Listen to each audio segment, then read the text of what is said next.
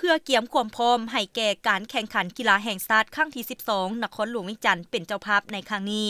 ทัพนักกีฬากระทรวงป้องกันประเทศโดยเฉพาะแมนกีฬาบานเตะบรรดาคณะอนุกรรมการได้เป็นเจ้าการนำพาซี่นำอย่างใกล้ชิดติดแทศอย่างหอบด้านเพื่อรับประกันให้แก่การแข่งขันภายหลังได้รับคำสั่งแจ้งการให้ของกระทรวงป้องกันประเทศว่าด้วยการทีมบานเตะของกระทรวงป้องกันประเทศเข้าร่วมแข่งขันกีฬาแห่งชาติครั้งที่ 12พวกเราก็ได้วางแผนการเบื้องต้นกับแผนการในการคัดเลือกนักกีฬาเข้าร่วม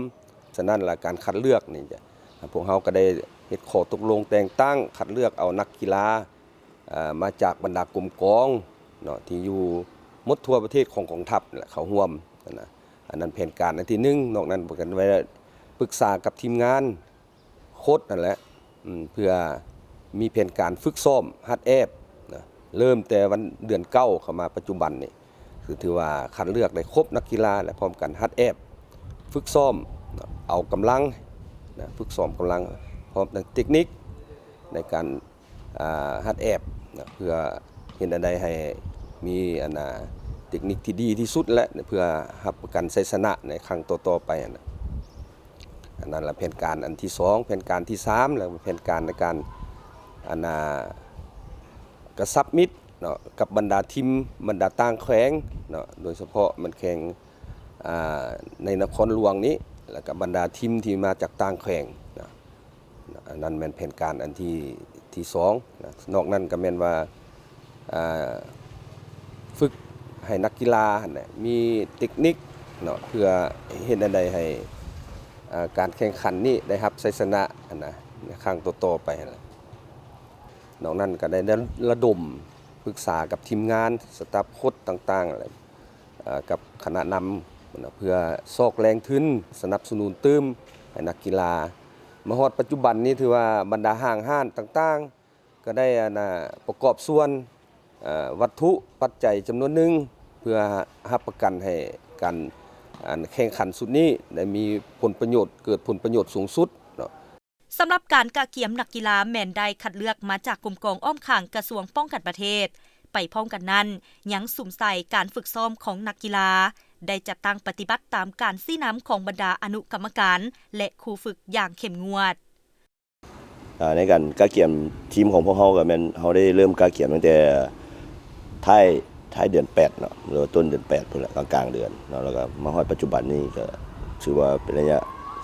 เกือบ2เดือนปลายเกือบ3เดือนเนาะแล้วก็ส่วนหลายเฮาก็แม่นเอาไอ้น้องพนักงานเฮาเนาะที่เฮาได้คัดเลือกกันมาตั้งแต่75ปีพุ่นแล้วก็จากคัดเลือกมาจากขันซ้ามาก่อนเพราะเนาะเฮาได้มีให้ทีมงานครูฝึกเฮาได้ลงติดตามแต่ละกรมกองเนาะแล้วก็เฮาได้หมายไว้เฮาได้คัดเลือกไว้ตั้งแต่พุ่นมาแล้วสำหรับมาฮอดถือว่าระยะสุดท้ายนี่เนาะก็ใกล้สิเข้าแข่งแล้วอีก 2-3 มื้อเนาะพวกเฮาหั่นถือว่ามีความพร้อมเต็มร้อยเนาะจากการฝึกซ้อมมาเฮาก็ได้มีการตัดตัวกันละเอียดแล้วก็ได้มีการลงเรื่องยุทธวิธีเรื่องด้านพละกำลังทุกอย่างพวกเฮาพร้อมแล้วในการแข่งขันแล้วสำหรับแมตช์แรกนี่เนาะของกระทรวงป้องกันประเทศเฮานี่เนาะสำหรับวันพุธที่12นี้เนาะถึงเฮาได้แข่งอยู่เดินหลัก5เนาะเดินของกองทัพเฮาอีกเราก็อยากเชิญชวนให้ทางกองเชียร์เนาะทางด้านกระทรวงของพวกเฮาแล้วก็กองเชียร์ทางนอกเข้ามาเป็นกำลังใจให้นักกีฬาของกระทรวงเฮาหลายๆเนาะรู้สึกดีใจเนาะที่ได้เป็นส่วนหนึ่งต่างหน้าให้ทางกระทรวงป้องกันประเทศเฮาเนาะผ่านมานี่เคยเข้าร่วมกีฬาแห่งชาติครั้งที่11เนาะอยู่ทางแข่งเชียงขวางเป็นเจ้าภาพปีนี้เป็นปีทำอิฐที่เฮาได้มาติดทีมกระทรวงทางหน้าให้กระทรวงเพราะว่าปีที่ผ่านมาแม่นแข่งขันให้ทางเป็นต่างหน้าให้ทางแข่งเสสมบูรณ์ท้ายนี้ก็ขอเชิญชวนทางแฟนบ้านอยู่ภายในแล้วก็อยู่ต่างแข่งเนาะช่วยเป็นกำลังใจให้ทาง ทีมกีฬาบานเตะของกระทรวงป้องกันประเทศเฮามาชมมาเชียร์พวกเฮาหลายๆเป็นกำลังใจให้พวกเฮาแด่พวกเฮาจะเฮ็ดให้ดีที่สุด สั่งรวมแล้วทัพนักกีฬาบันเตะของกระทรวงป้องกันประเทศมาฮอดปัจจุบันมีความพร้อมรอบด้านให้แก่การเข้าร่วมแข่งขันงานมหกรรมกีฬาแห่งชาติครั้งที่ 12 นครหลวงเวียงจันทน์เป็นเจ้าภาพ